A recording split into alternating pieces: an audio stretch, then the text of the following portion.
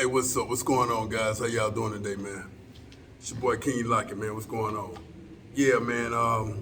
Yeah, I ran into Charleston White while in jail, but I'm gonna get to that in a minute. I'm gonna tell y'all exactly what happened and how it happened, man. Y'all gonna trip out about that shit. But I must say this right here.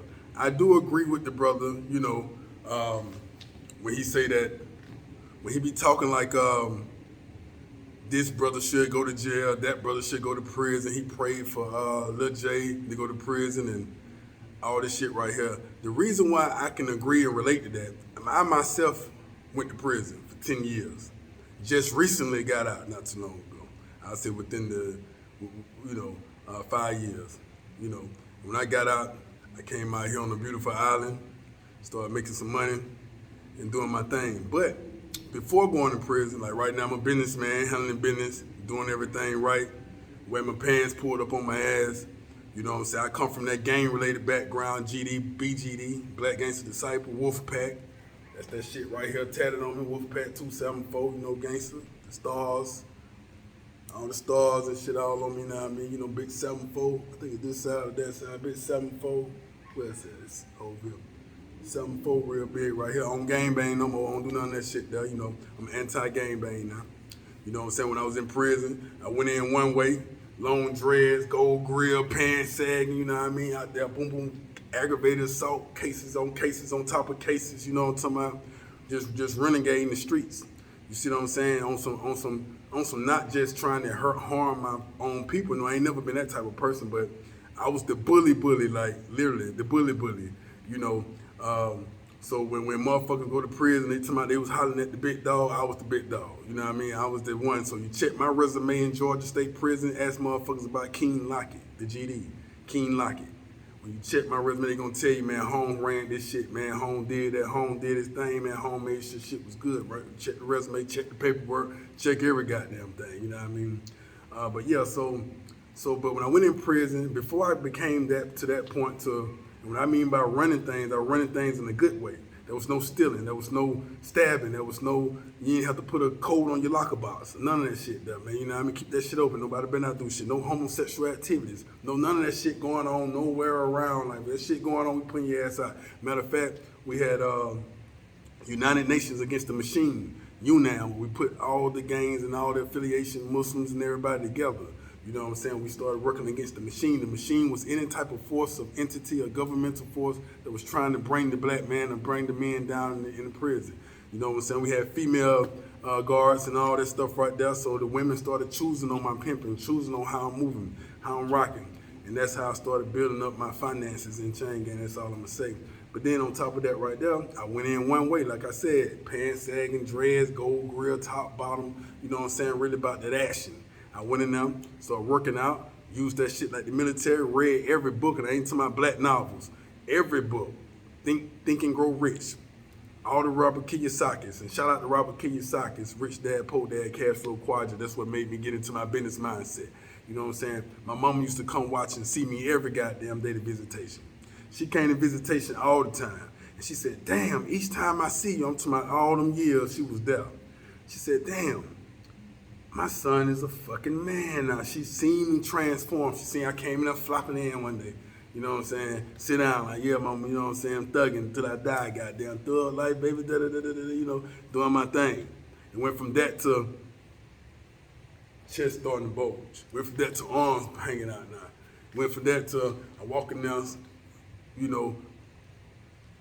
my eyes hit everybody in the room, showing that, it's affirmation of that a real man just walked in here. You know what I mean? Totally different from these inmates. I'm not an inmate. You know what I'm saying? Came and sat down, talked to mama. Now I'm giving mama advice.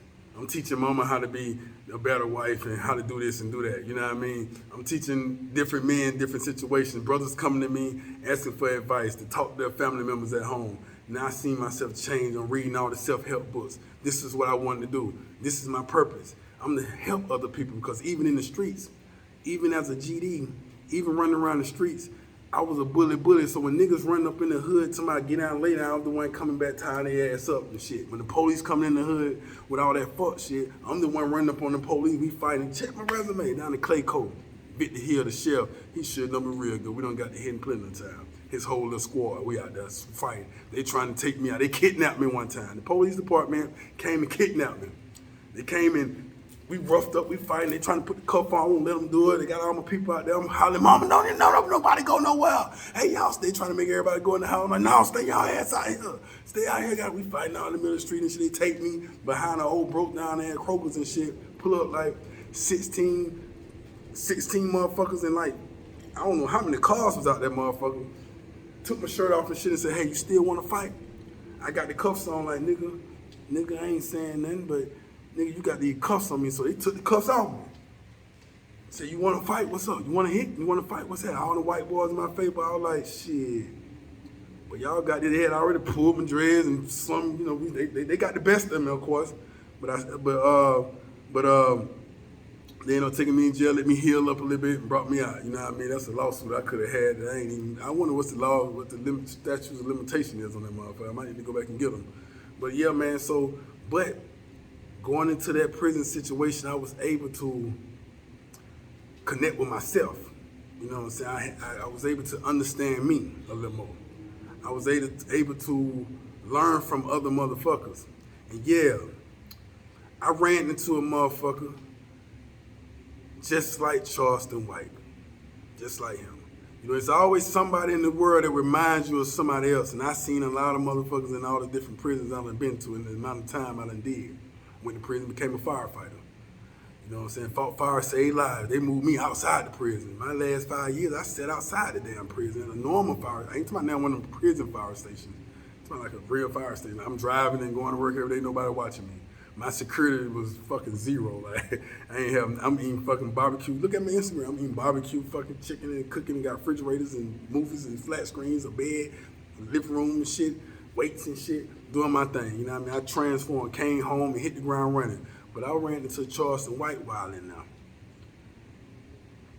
And that motherfucker told me, boy, I'm glad you came to this motherfucker. I'm glad you came to prison. And I said, you know what? Back in the day, I probably would have hit you in the mouth saying that shit. But right now, I'm glad to meet a guy like you.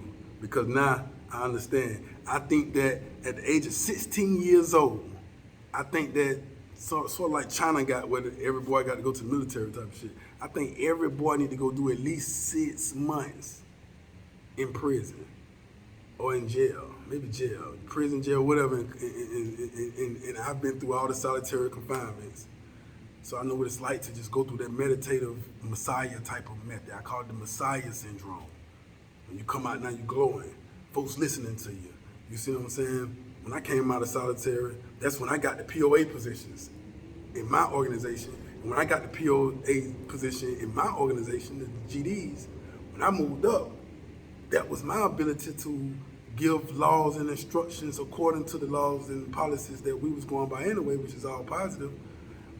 I used that to my advantage to be able to network with the Bloods, the Crips, and the Latin Kings, and all the different Mexican gangs and all that, and the Muslims. So I became tight with the Muslims. And I'm moving from Hebrew Israelite, so we kind of came together. You see what I'm saying? And then I had a lot of brothers cross over from GD to Muslim because they wanted to get their life right. That was good. And Christian, so I was able to reconnect with those brothers as well and bring everything together, and brought the whole state of Georgia penitentiary system was under one command. Of course, me and my team and my other fellow brothers, I ain't just do it all by myself. I got to give all respect to the Most High God. But I met a guy just like Charleston White. And every guy that been in prison before, you done met a king like it. Yeah, the guy that's in it, the guy that's in there. When you know that your nephew or your cousin or your boyfriend or somebody finna go do some time, you say, man, or your son, you say, man, I hope you get up on one of them. It's one of the strongest brothers in there, one of them political prisoners, and learn from him. Go work out with him. Go fight with him. We doing karate in the corner. I ain't boxing on that because you ain't finna sit there and just be boxing on me. We punch on each other. Nigga, I'm karate, nigga. I'm trying to take your esophagus out. Off top. Wah, wah, wah. Just trying to do my thing. Chops and slaps and everything like that. You understand what I'm saying? So with that being said, man, you know, I just want to say a big shout out to Charleston White, man. Keep doing your thing, man. You know what I'm saying? No, this ain't no clickbait. This is definitely the truth. I met Charleston White in prison. That's what the fuck happened. I met a guy just like Rat Williams.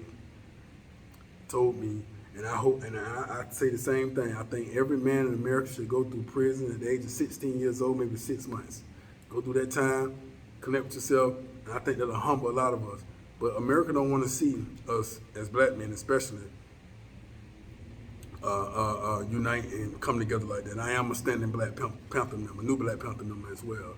And I came out of prison, just by the way, guy, I came out of prison, jumped into real estate, jumped into a lot of different little things. I don't have a title. I'm an entrepreneur businessman. Anything that makes sense, I'm on it. You know what I'm saying? And it took brothers to invest in me. Say, hey man, we see your ambition, we see your drive, man. We like the way you coming with the wisdom. And now I just didn't have all the fundings behind me to make it happen. You know, and then here I am now, living in the Dominican Republic, man. I live here, man.